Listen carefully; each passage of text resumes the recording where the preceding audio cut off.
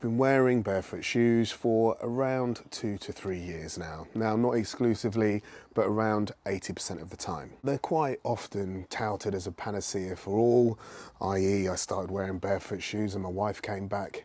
But in this video, I'm going to share my experience with these, and they did solve a chronic problem that I had, but at the same time I think they created more problems. I'm going to explain all and also share what I wear now instead. Let's get cracking. So what exactly are barefoot shoes? Well, they're thin, flexible shoes designed to feel very much like you're walking in barefoot. They have these lovely wide toe boxes, as you can see, and they are flat with no heel lift, meaning that it feels very much like you're walking barefoot, and the soles are very flexible. And on a positive note, they do give you a really good connection with the ground beneath your feet. When I wear normal shoes, for instance, sometimes I trip up or I've got a tendency to turn my ankle. That has never happened in a pair of barefoot shoes. And probably the biggest area where they helped me was with tight calves. Now, I've always had tight calves. If they were people, they would be the sort of person who was constantly looking to speak to the manager. And when I injure my calves, it can take weeks, sometimes months for them to get back to where they should be, so I can carry on with shogging. And if you don't know what shogging is, it's between a shuffle and a jog. It's about 4 miles an hour and it's quite a nice place to be. And wearing barefoot shoes has 100% helped me get on top of my calf injuries, and I haven't had any, providing I warm up properly, any calf injuries. Actually, I did have one, but that was my fault, since wearing barefoot shoes. So why did I stop wearing them? Well, there are 5 reasons. Number 1 is heel and foot pain. Having this barefoot connection to the ground is great, and I think if you're a caveman who walked on grass, it was probably amazing. However, in my house, I work from home and I work out at home as well. We have either hard floors or tiled floors. And I normally walk about 10,000 plus steps a day. And at the 12 to 13,000 step mark, barefoot shoes can become excruciatingly painful. There's no support for your heels or your feet.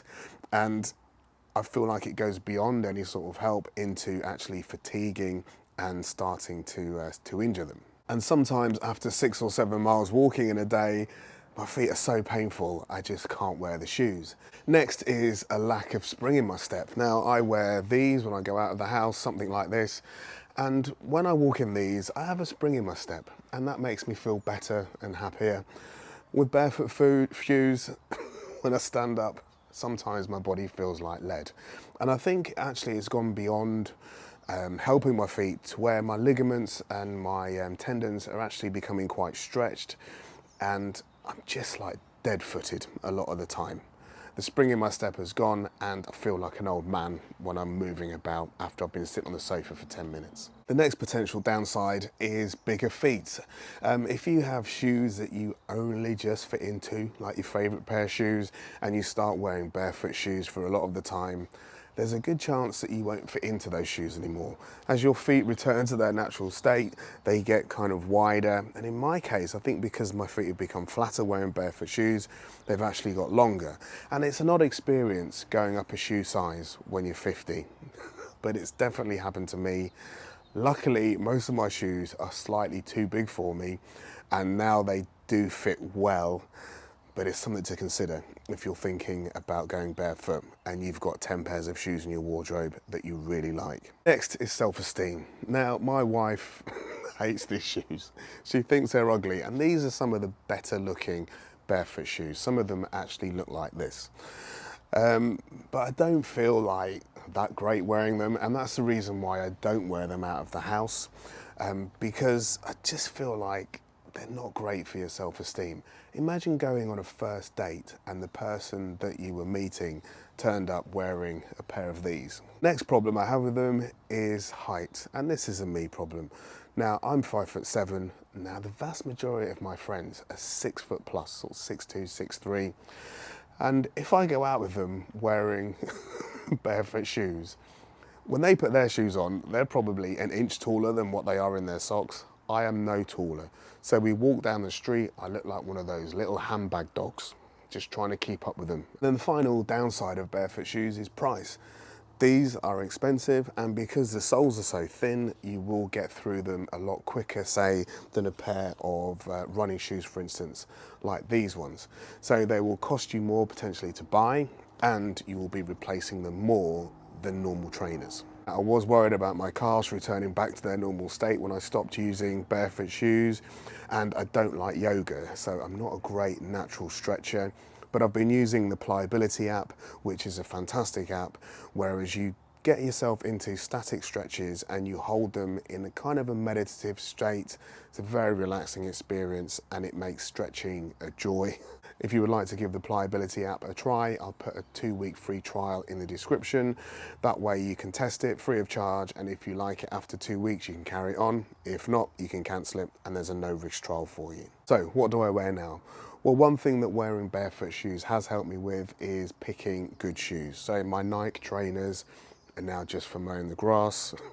And for running, I have specially fitted trainers, and you can see that these have got a nice wide toe box and they're very stable and my feet feel great in them.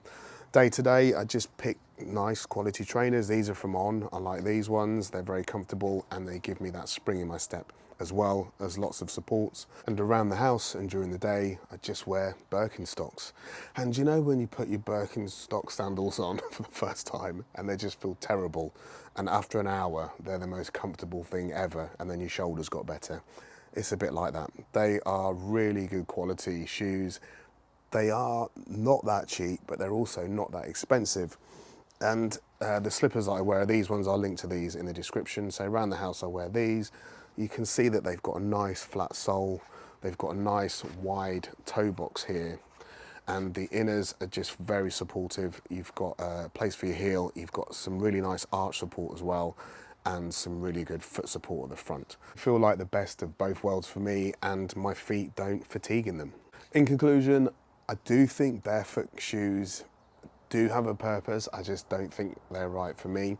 I've only ever worn Vivo barefoot shoes, and they do have a 100-day money-back guarantee, which they stand by, and I've actually used before on a previous pair of Vivo barefoot shoes, and yeah, they stuck to their words. I didn't like the shoes they'd sent me. I sent them back after about 60, 70 days, and they just refunded my money. So if you are curious, I'm not saying don't have a go with them, but don't expect them to kind of perhaps change the world like the marketing may lead you to believe. I suspect these will be my last pair of barefoot shoes. Until next time, see you soon.